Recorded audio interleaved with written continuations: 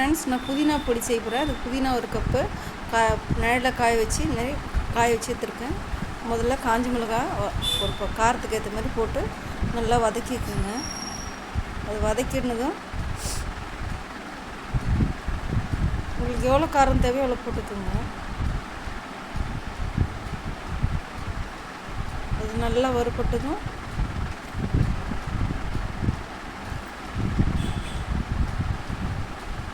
அதுக்கப்புறம் 3 table spoon உளுத்தம்பருப்பு எடுத்துக்கோங்க.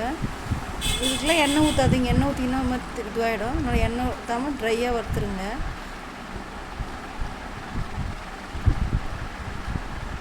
இது கூட 2 டேபிள் ஸ்பூன் கடலைப்பருப்பு போட்டுக்கோங்க. அது நல்லா வறுபட்டதும் தனியா 2 டேபிள் ஸ்பூன்,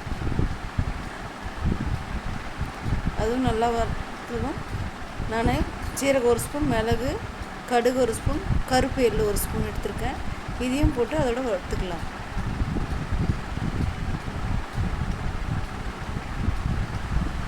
இது நல்லா வறுத்ததும் ஒரு பிளேட்டில் எடுத்து மாற்றிக்கிங்க. அதுக்கப்புறம் கொஞ்சமாக ஆயில் ஊற்றிட்டு அதில் புளி போட்டுக்கோங்க. இது நல்லா எண்ணெயில் நல்லா வதக்கிடுங்க. அதுக்கப்புறம் பூண்டு ஒரு 10 பல் பூண்டு நல்லா நசுக்கி அதில் நல்லா வதக்கிக்குங்க.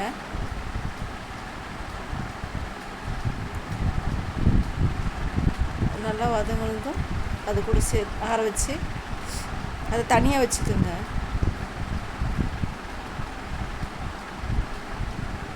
அது நல்லா அதுக்கப்புறம் நம்ம புதினா ஆற வச்சுருக்கோங்களா காய வச்சு அதை நீங்கள் இந்த அதே எண்ணெயில் வதக்கிக்கணும். இப்போ இதெல்லாம் ஆற வச்சுட்டு முதல்ல அந்த கடலைப்பருப்பு அதெல்லாம் போட்டு முதல்ல அரைச்சிக்கோங்க. உப்பு போட்டுக்கோங்க, பெருங்காயம் போட்டுக்கோங்க.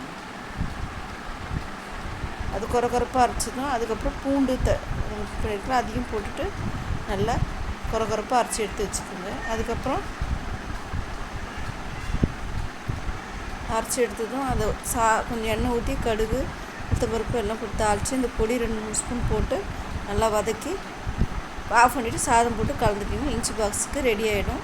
அவ்வளோதான். இது லஞ்ச் பாக்ஸ் ரெடி ஆகிடும். நீங்கள் குழந்தைங்களுக்கு இதுமாரி வாரத்துக்கு ஒரு நாள் இதுமாரி கொடுத்தீங்கன்னா நல்லாயிருக்கும். ட்ரை பண்ணி பாருங்கள். ட்ரை பண்ணி பார்த்துட்டு எப்படி இருக்குன்னு எனக்கு கமெண்ட் பாக்ஸில் கமெண்ட் பண்ணுங்கள் ஃப்ரெண்ட்ஸ்.